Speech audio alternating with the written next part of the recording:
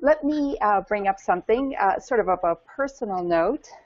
In this book and also The Naturalist, you talk about a boyhood friend, Ellis MacLeod, who I'm at the University of Illinois in Urbana-Champaign, and he is the man I consider my mentor. So he was in the Department of Entomology, and I was in his class called Cells and Tissues, and I remember one day sitting there and thinking, I could do this for the rest of my life. Not sit in the class, but do follow that topic, the tissues, and that's what I did.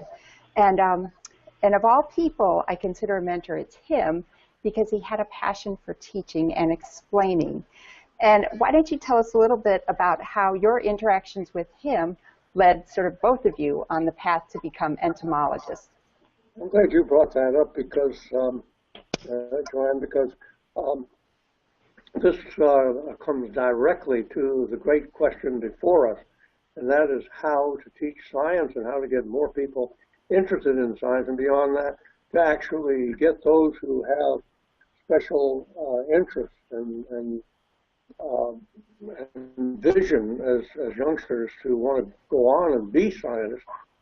Ellis MacLeod and I met when we were 9 years old, and we were living in Washington, D.C. My father had come up from Alabama for a short period of time.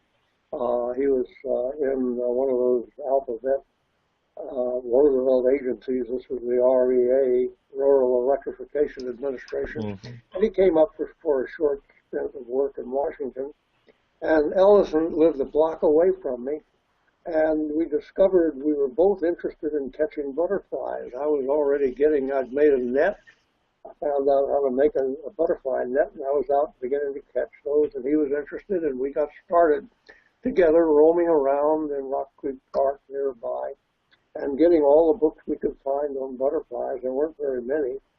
And very early, 9, 10 years old, we were so taken up with this pursuit, and also with the inspiration of the Smithsonian, the National Museum of Natural History, nearby, where we knew that scientists, scientists of magnitude of intellect and everything that we can't even imagine, were safely ensconced and actually making a living doing that. And Ellis and I decided when we were about 10 years old we were going to become entomologists. He went his way. I met him again. He came up to Harvard for his PhD in later years. But we both became entomologists, and I'm so happy to hear that he ended up inspiring someone like you, Joanne. And but let me continue on. I arrived at the University of Alabama then as a 17-year-old. I was the first member of my family to go to a college or a university. It was a new world for me.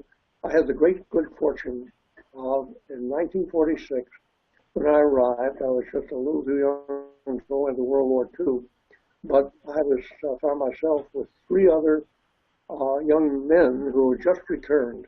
All 3 were combat veterans, and they were only about 20 or 23, right in that age group.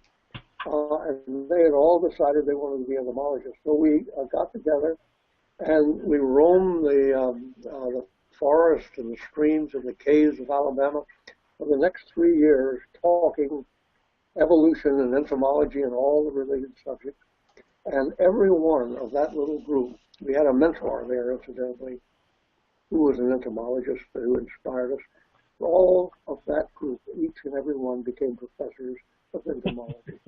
So I think that tells us something about companions, about communicating early, about excitement of discovering things together, which is the essence of science itself, but it can be engendered at a very early age.